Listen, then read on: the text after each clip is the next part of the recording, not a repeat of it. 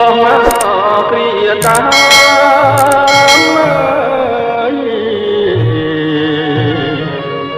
ចិនដាជួយផ្ដាំសន្សើមស្នេហ៍ស្និទ្ធណា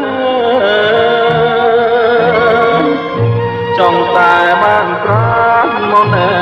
បនិតតែនិស័យចិត្តអូនគ្មានអាណិតបាត់រៀងក្រក្រៃហើយតែគូក៏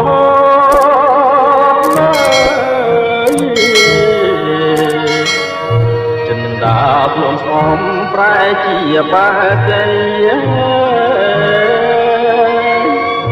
ត្រៀមបដូរជីវិតបឺតរឹងចង់រាយនេះសូដនស្រីបើសិនជាខ្សែក៏បងមិនស្ដាយកូនសែងហូតជាលីស្នាមលោហិតបញ្ជាក់រឿងពិតសញ្ញាពាក់ក្តីអូនបានសាច់ចាសំគូនិស័យមើលសែនជាតិទេស្រីបានស្បត់ស្បែស្នេហ៍តែបងមួយកូនសាញក្រហ